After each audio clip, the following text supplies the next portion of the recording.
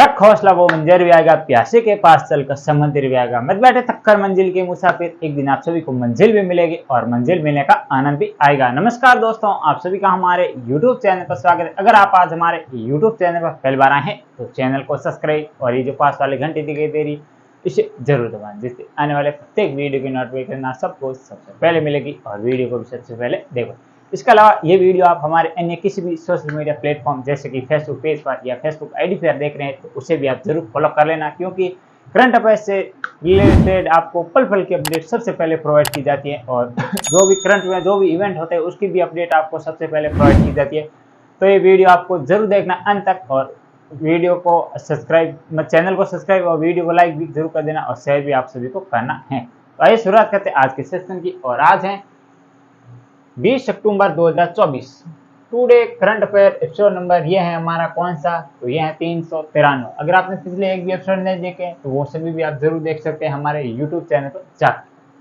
इसके अलावा इस वीडियो के अंदर मैं आपको विश्व, भारत और राजस्थान इन तीनों के करंट अफेयर पर बात करने वाले हैं, प्लस इसमें स्टैटिक जीके भी शामिल करने वाले हैं। तो ये वीडियो आपको अंत तक जरूर देखना है।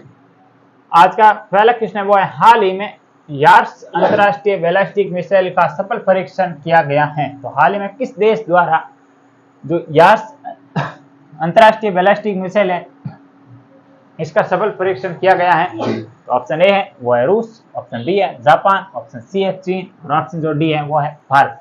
तो किस देश द्वारा यह हाल ही में सफल परीक्षण किया गया इस मिसाइल का? तो ये किया गया रूस के द्वारा।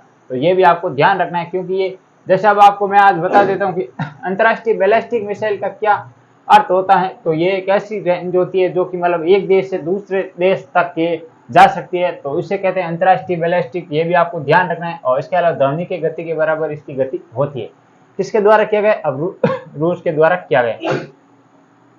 रूस के कौन है यहाँ के राष्ट्रपति? तो व्लादिमीर पुतिन है रूस के राष्ट्रपति। ये भी आपको ध्यान रखना है। और इसके अलावा रूस की राजधानी है वो है मास्को। ये भी आपको ध्यान रखना है। अब आपको ये बताना है कि मास्को नदी या मास्को जो है वो किस नदी के किनारे है, वो आप मुझे कमेंट बॉक्स में बताना है। और इसके अलावा रूस के अंदर ही अब की बात किस बैठक का आयोजन किया जा रहा है? तो ब्रिक्स का आयोजन भी कहां पर किया जा रहा है? रूस के अंदर किया जा रहा है। ये भी आपको ध्यान रखना है। जापान की राजधानी है वो है टोक्यो। ये भी आपको ध्यान रखना। और इसके अलावा चीन की राजधानी है वो है आपका बीजिंग। और वुहान शहर है चीन का जहां से कोरोना की उत्पत्ति हुई थी, वो भी आपको ध्यान रखना है। और इसके अलावा भारत आप सभी को पता होगा इनके बारे में फैक्ट। आज का दूसरा क्वेश्चन है वो है, हाल ही में किस राज्य ने संस्कृत को अनिवार्य विषय बनाया है? तो ये ऐसा करने वाला भारत का पहला राज्य बन गया है कि संस्कृत को अनिवार्य विषय के रूप में मान्यता प्रदान की है उस राज्य ने। तो वो कौन सा है? तो ऑप्शन ए है वो है उत्तर प्रदेश, ऑप्शन बी है वो है उत्तराखंड, ऑप्शन सी है वो है राजस्थान और ऑप्शन जो डी है वो है पंजाब। तो हाल ही में किस राज्य ने अपने वहां पर संस्कृत को अनिवार्य विषय बना दिया गया है? तो ये बनाया गया उत्तराखंड। ये भी आपको ध्यान रखना है। इंपॉर्टेंट फैक्ट होने वाला है उत्तराखंड से रिलेटेड, क्योंकि अब तक किसी राज्य ने ऐसा कारनामा नहीं किया जो कि उत्तराखंड ने क्या किया कि अब पढ़ाई होगी उसमें संस्कृत को अनिवार्य रूप से लागू किया गया। इसके अलावा उत्तराखंड की राजधानी है वो है देहरादून। ये भी आपको ध्यान रखना है। और इसके अलावा उत्तराखंड के वहां पर वर्तमान में कौन है मुख्यमंत्री? तो वो आप मुझे कमेंट बॉक्स में बताना मुख्यमंत्री कौन है। इसके अलावा उत्तर प्रदेश की बात करें तो राजधानी है लखनऊ। योगी है यहाँ के मुख्यमंत्री। ये भी आपको ध्यान रखना है। राजस्थान के बारे में एक फैक्ट ज्ञात कर लेते हैं कि देश का पहला जो राज्य है जहाँ पर संस्कृत बोर्ड की स्थापना की गई थी या विभाग बनाया गया था वो है राजस्थान। ये भी आपको ध्यान रखना है। और पंजाब की राजधानी है वो है चंडीगढ़। ये भी आपको ध्यान रखना। इसके लिए पंजाब को 5 नदियों का जो है 5 नदियों का भूमि भी कहते हैं पंजाब को। ये भी आपको ध्यान रखना, क्योंकि यहाँ पर लिखा हुआ है पंज अब, और पंज मतलब 5 अब या नदी 5 नदियों का संगम है पंजाब में। ये भी आपको ध्यान रखना है। ये तो हो गया हमारा इस क्वेश्चन का राइट आंसर होगा वो तो होगा उत्तराखंड। फिर आगे बढ़ते हैं, देखते हैं आज का तीसरा क्वेश्चन। विश्व रजोनिवृत्ति दिवस कब मनाया जाता है? नॉर्मल है, आपको सिर्फ इसकी डेट ध्यान रखनी है। ऑप्शन ए है वो है 19 अक्टूबर, ऑप्शन बी है 18 अक्टूबर, ऑप्शन सी है 17 अक्टूबर और ऑप्शन जो डी है वो है 16 अक्टूबर। तो कब मनाया जाता है विश्व रजोन्नति दिवस? तो ये मनाया जाता है प्रतिवर्ष 18 अक्टूबर को। ये भी आपको फैक्ट ध्यान रखना है। बाकी इससे कोई संबंध नहीं है, थोड़ा सा आपको ध्यान रखना कब मनाया जाता है। थोड़ा सा जो दिन है ये इंपॉर्टेंट होने वाला है।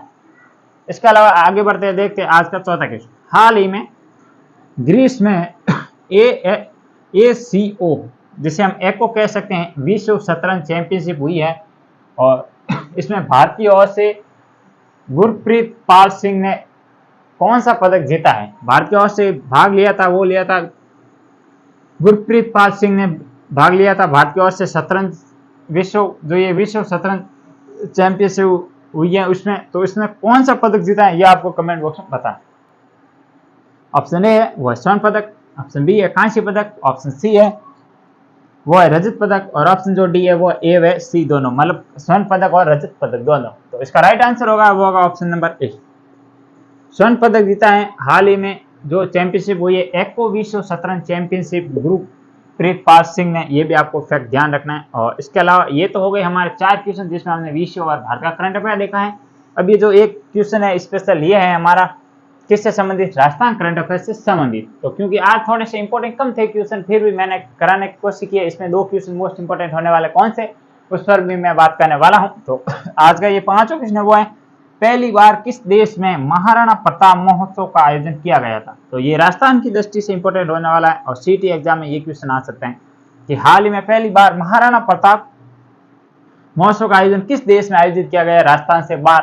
तो ऑप्शन ए है जॉर्जिया, ऑप्शन बी है स्पेन, ऑप्शन सी है कनाडा और ऑप्शन जो डी है वो है जापान। तो इसका राइट आंसर होगा वो होगा ऑप्शन नंबर ए। हाल ही में जॉर्जिया में महाराणा प्रताप महोत्सव का आयोजन किया गया, ये भी आपको फैक्ट थोड़ा सा ध्यान रखना है। और ये हो गए हमारे राजस्थान करंट अफेयर से संबंधित जो भी इंपॉर्टेंट फैक्ट थे वो इसमें मैंने क्वेश्चन बताए। और इसके अलावा ये हो गए हमारे इंडिया के कुल 4 क्वेश्चन और एक राजस्थान के, टोटल हो गए हमारे 5 क्वेश्चन।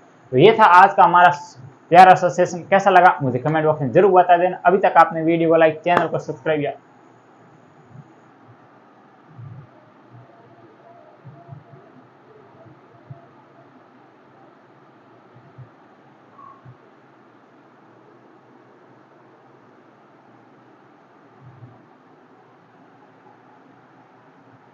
चैनल को सब्सक्राइब नहीं किया तो वो भी जरूर करना। इस वीडियो में इतना ही। जय हिंद, जय भारत।